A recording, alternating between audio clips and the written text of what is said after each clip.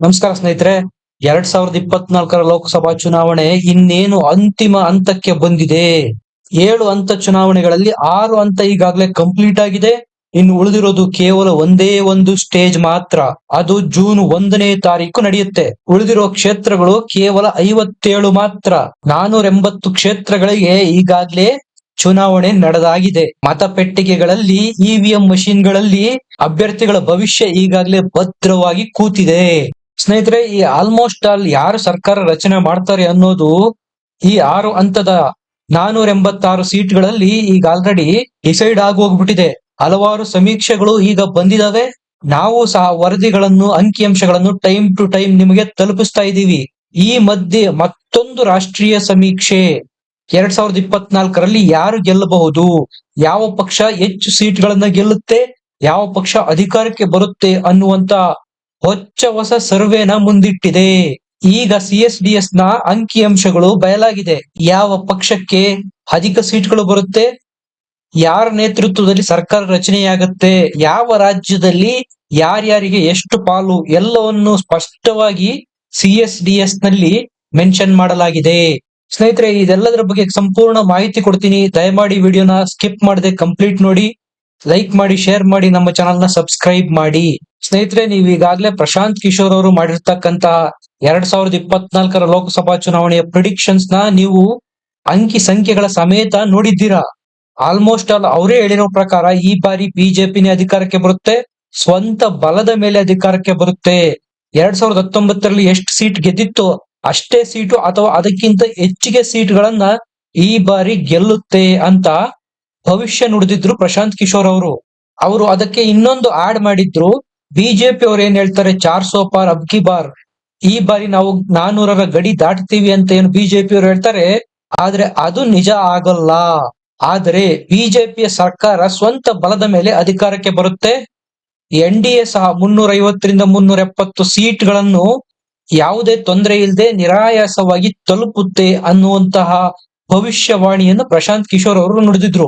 ಅಷ್ಟೇ ಯಾಕೆ, ಬಿಜೆಪಿಯ ತೀವ್ರ ಕಡು ವಿರೋಧಿಯಾಗಿರ್ತಕ್ಕಂತಹ ಯೋಗೇಂದ್ರ ಯಾದವ್ ಅವರು ಸಹ ತಮ್ಮ ಅಂಕಿಅಂಶಗಳನ್ನು ಬದಲಾಯಿಸಿ ಈಗ ಮತ್ತೆ NDA ನೇತೃತ್ವದ ಸರ್ಕಾರನೇ ಅಧಿಕಾರಕ್ಕೆ ಬರುತ್ತೆ, ಬಿಜೆಪಿ 260 ಸ್ಥಾನಗಳನ್ನು ಗೆಲ್ಲುತ್ತೆ, NDA ನೇತೃತ್ವದ ಘಟಬಂಧನ್ ಹತ್ತತ್ರ 300 ಕ್ಷೇತ್ರಗಳನ್ನು ಗೆದ್ದು ಮತ್ತೊಮ್ಮೆ 3ನೇ ಬಾರಿ ಸತತವಾಗಿ ಮೋದಿ ಅವರ ನೇತೃತ್ವದಲ್ಲಿ ಸರ್ಕಾರ ರಚನೆ ಮಾಡುತ್ತೆ ಅಂತಹ ಬಿಜೆಪಿಯ ವಿರೋಧಿಯಾಗಿರ್ತಕ್ಕಂತಹ ಯೋಗೇಂದ್ರ ಯಾದವ್ ಅವರೇ ಭವಿಷ್ಯ ನುಡಿದಿದ್ದಾರೆ.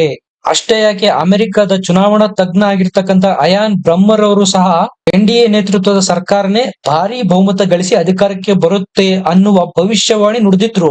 ಈಗ ರಾಷ್ಟ್ರೀಯ ಸುದ್ದಿ ಮಾಧ್ಯಮ CSDS ನವರು ಸಹ ಚುನಾವಣೆಯನ್ನು ಪ್ರೆಡಿಕ್ಟ್ ಮಾಡಿದ್ದಾರೆ. ಅವರು 2019ರಲ್ಲಿ ಪಕ್ಷಗಳು ಪಡೆದಿದ್ದಂತ ಸೀಟು ಮತ್ತು ವೋಟ್ ಶೇರ್ ನ 2024ರಲ್ಲಿ ಅವು ಪಡೆಯಲಿರುವ ಸೀಟು ಮತ್ತು ವೋಟ್ ಶೇರ್ ಜೊತೆಗೆ ಹೊಂದಾಣಿಕೆ ಮಾಡಿ, ಅಂದ್ರೆ ಹೋಲಿಕೆ ಮಾಡಿ ಕ್ಲಿಯರ್ ಆಗಿ ತೋರಿಸಿದ್ದಾರೆ.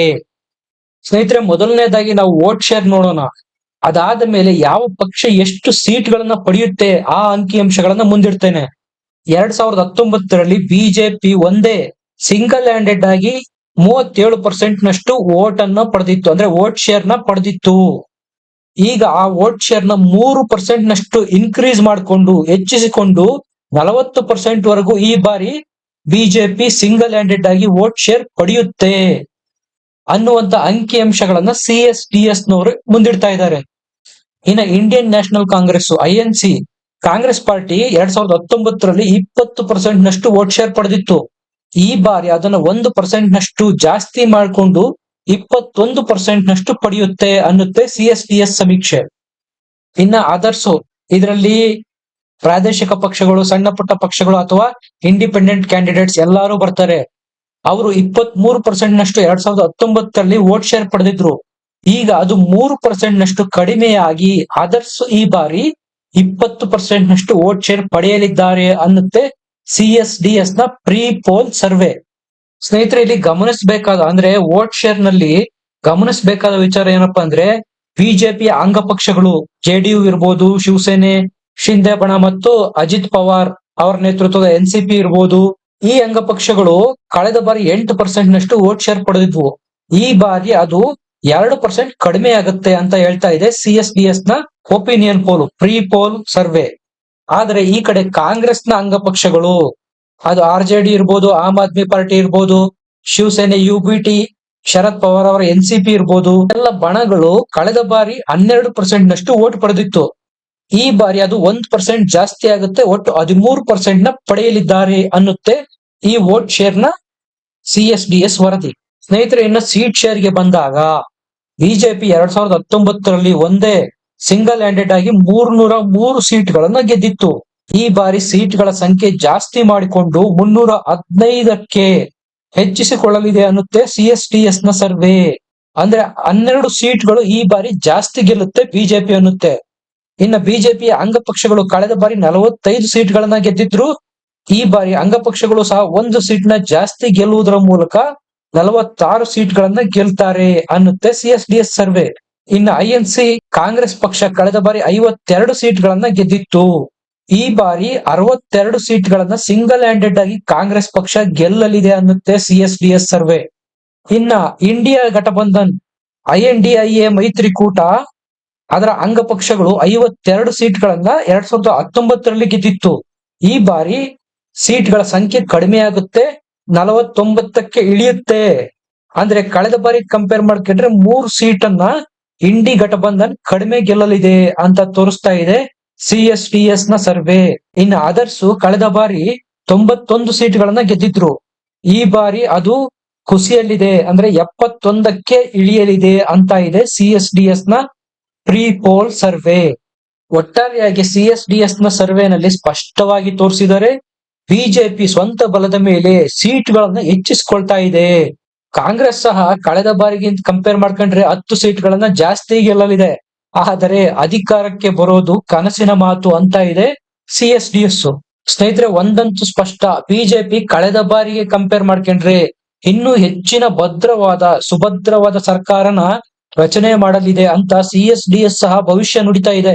ನೀವೀಗಾಗ್ಲೇ ನೋಡಿರ್ಬೋದು, ಸಟ್ಟಾ ಬಜಾರ್ನವರು ಸಹ ಕಳೆದ ಬಾರಿಯ 2023ರ ಕರ್ನಾಟಕ ವಿಧಾನಸಭೆಯಲ್ಲಿ ಅಕ್ಯುರೇಟ್ ಆಗಿ ಪ್ರಿಡಿಕ್ಷನ್ ಮಾಡಿದ್ರು. ಅಷ್ಟೇ ಅಲ್ಲದೆ ಗುಜರಾತ್ ಅಸೆಂಬ್ಲಿನಲ್ಲೂ ಸಹ ಕರೆಕ್ಟ್ ನಂಬರ್ಸ್ ಕೊಟ್ಟಿದ್ರು, ರಾಜಸ್ಥಾನ ಅಸೆಂಬ್ಲಿದು ಸಹ ಕರೆಕ್ಟ್ ನಂಬರ್ಸ್ ಕೊಟ್ಟಿದ್ರು. ಆ ಸರ್ವೆನಲ್ಲೂ ಸಹ ಬಿಜೆಪಿ ಸ್ವಂತ ಬಲದ ಮೇಲೆ ಅಧಿಕಾರಕ್ಕೆ ಬರ್ತಾ ಇದೆ. ಸಾಕಷ್ಟು ಸರ್ವೆಗಳು ಹೇಳೋದೇನಪ್ಪಾ ಅಂದ್ರೆ ದಕ್ಷಿಣ ಭಾರತದಲ್ಲಿ, ಅದರಲ್ಲೂ ತಮಿಳುನಾಡು, ಕೇರಳ, ಆಂಧ್ರ ಮತ್ತು ತೆಲಂಗಾಣ, ಕರ್ನಾಟಕದಲ್ಲಿ ಬಿಜೆಪಿಗೆ ಲಾಸ್ ಆಗುತ್ತೆ. ಆದ್ರೆ ಉಳಿದ 4 ರಾಜ್ಯಗಳಲ್ಲಿ ಬಿಜೆಪಿಗೆ ಗೈನ್ ಆಗುತ್ತೆ. ಅಷ್ಟೇ ಅಲ್ಲದೆ ವೆಸ್ಟ್ ಬೆಂಗಾಲ್, ಪಶ್ಚಿಮ ಬಂಗಾಳದಲ್ಲಿ ಕಳೆದ ಬಾರಿಗೆ ಕಂಪೇರ್ ಮಾಡ್ಕೊಂಡ್ರೆ ಈ ಬಾರಿ ಬಿಜೆಪಿ 4ರಿಂದ 6 ಸೀಟ್ಗಳನ್ನು ಹೆಚ್ಚಿಗೆ ಗೆಲ್ತಾ ಇದೆ ಅನ್ನೋದು CSDS ಸಹ ಹೇಳ್ತಾ ಇದೆ. ಈ ಹಿಂದೆ ಬಂದಂತ ಎಲ್ಲಾ ಸರ್ವೆಗಳು ಸಹ ಇದೇ ಭವಿಷ್ಯನ ನುಡಿದಿದ್ವು. ಸ್ನೇಹಿತರೆ, ಇದಿಷ್ಟು ಹೊಸದಾಗಿ CSDS ನವರು ಮಾಡಿರ್ತಕ್ಕಂಥ ಪ್ರೀ ಪೋಲ್ ಸರ್ವೆಯ ಬಗ್ಗೆ ಸಂಪೂರ್ಣ ಮಾಹಿತಿ. ಯಾವ ಪಕ್ಷ ಅಧಿಕಾರಕ್ಕೆ ಬರುತ್ತೆ ಅನ್ನುವುದರ ಬಗ್ಗೆ ನಿಮಗೇನನ್ಸುತ್ತೆ? ಯಾವ ಪಕ್ಷ ಎಷ್ಟು ಸೀಟ್ಗಳನ್ನ ಗೆಲ್ಲುತ್ತೆ? ಕಮೆಂಟ್ ಸೆಕ್ಷನ್ ಅಲ್ಲಿ ಬರೆದು ತಿಳಿಸಿ. ವಿಡಿಯೋನ ಲೈಕ್ ಮಾಡಿ, ಶೇರ್ ಮಾಡಿ, ನಮ್ಮ ಚಾನೆಲ್ ನ ಸಬ್ಸ್ಕ್ರೈಬ್ ಮಾಡಿ. ಮತ್ತೆ ಸಿಗೋಣ. ನಮಸ್ಕಾರ.